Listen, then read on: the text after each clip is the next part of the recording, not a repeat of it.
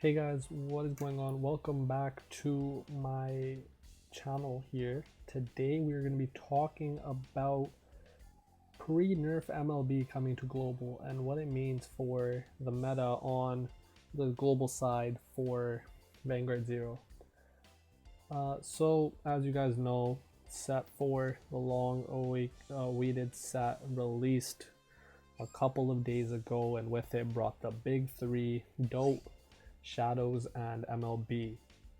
But what a lot of people weren't expecting was this right here.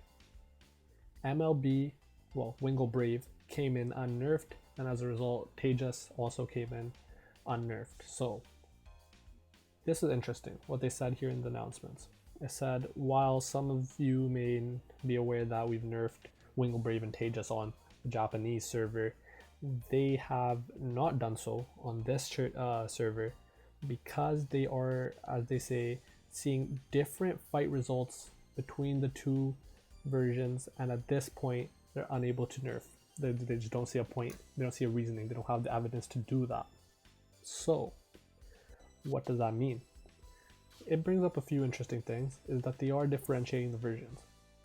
So their whole, will they merge eventually, will they not merge? As of now, it doesn't seem like they're going to merge soon. Well, we haven't caught up in sets either way, so I don't think it would be possible to do anytime soon.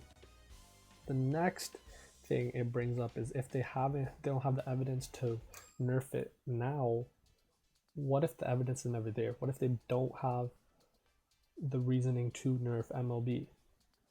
Will it just stay like this and will the versions be different the whole time? That's also a possibility. So the main reason they nerfed MLB on JP was because in the Vanguard Zero Championships, MLB had just such a high win rate and usage rate compared to other decks that they had to hit it. And of course they're not going to hit the triple rare, so they hit Wingle Brave, the starter. So I'm going to look at the skill right now, and it came in pre-nerf. So of course the skill is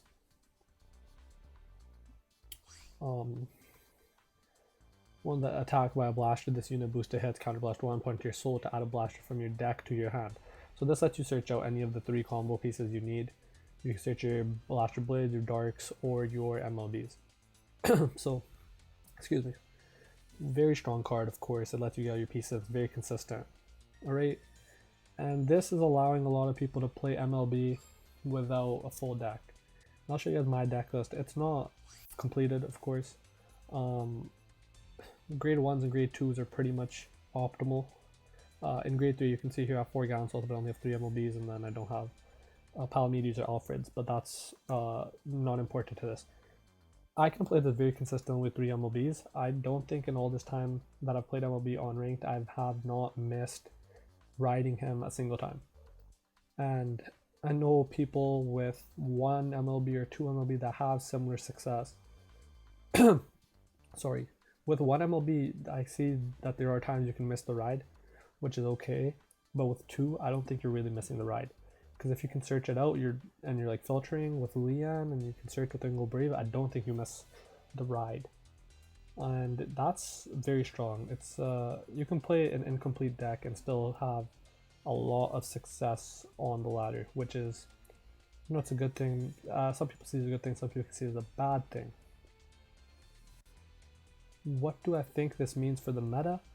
I feel like either there's one of 2 things they can do. Well, there's 3 things technically. Either they're gonna nerf this when Limit Break releases, which is next month, when set 5 comes out, which for sure guaranteed what we're getting at the start of July should be golds with Azel, Vermilion, and Narukami, Great Nature, and Angels. So those 4 are guaranteed coming in this next set. But what I think is more likely is they'll combine the 2 Limit Break sets. So along with those 4 clans, we'll also get Pale Moon and Lukier. We'll get Dark Regular Ragey stuff. We'll get Spectral Duke, and we will get, what was the last clan? I honestly don't remember the last clan, but yeah, we will get that Limit Break support combined is what I think. I think we'll get set 5 and 6 together in July, and then in August we'll get the Aqua Force and great Dayusha stuff. So what I think they'll do most likely is they'll nerf this when limit break releases to make people more inclined to open packs and spend money on opening for rolling for the limit break stuff. Because if this deck is so strong and playable without anything, without a full deck even, and there's no real point to open more packs than if you can stay meta relevant with this type of deck. So I think that's a possibility that they'll nerf it then. Either that or in 2 months for sure, I think they will nerf it. By the end of July it will be. And other than that, the third possibility, which is the least likely, is that they don't nerf it. And that's just based on their wording and the info sections that they don't have the evidence for it right now. And my thinking is, if they don't have the evidence now, what if they never have this evidence and there's never a need to limit or, you know, nerf MLB? So then it's not a problem, right? But this brings up another issue, that if they are aiming to merge the servers, they just won't merge then, because you'll have two variations of cards and with different skills, and if you combine it, someone's losing out, or one of the half of the player base is going to be compensating for either losing the strength of the deck or it going back to how it was before. So I think that's, if they are aiming to merge, most likely it will get nerfed. And but if the end goal is not to merge and they want to keep the two player bases separate, then there's a chance that it never does. And I think that's an interesting spot to be in. This meta has been really fun so far online, and ranked play of course, and I think that it's not as dominated by MLB as I've heard that it was in the JP side. I feel like it's been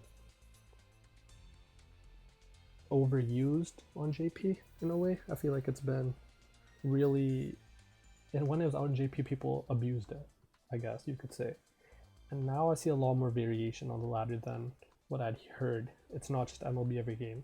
I'm seeing a lot of shadows, a lot of Kagero. I'm seeing even like Dimension Police, OTT still strong. People are still playing Perfect Riser. Stuff like that still getting play. And you know, of course, the new decks are very strong. They are the strongest in the meta, of course. Those are the big three, and they'll stay at the top for a long time. But I don't think it's as controlled as by MLB as it was in JP. And I mean, I guess we'll get a final verdict on this when they bring the championship to global, and when that goes down, because then we'll finally know, we'll get a good idea from then how dominant the deck is when it's used by the best players on the game. And then based on that usage rate and win rates, we'll probably get the nerf or the non-nerf. In my opinion, I think they will nerf it. I think it's very high probability that in 1 to 2 months they nerf it. If they combine the two limit break sets, I could see them nerfing it in July, and if they don't, I could see it by August it'll be nerfed. And I mean, 2 months is a long run time for a deck to be at the top of the meta, so it's not even a bad thing. But if they do release the two limit break sets together, it's going to bring so much variety to the game that it might not even get nerfed. And that's my own like hope, that they don't nerf it and then they keep the two player bases a little separate, because that would it'd be a little interesting to see, honestly. Other than that, let me know what you guys think of pre-nerf MLB in the comments. How have your ranked experiences been? Have you been running into the deck a lot? Have you been using it? Let me know in the comments what your thoughts are, because I feel like it's a very interesting time, and the prospect of, you know, maybe not merging the two servers, it's an interesting one. See you guys later.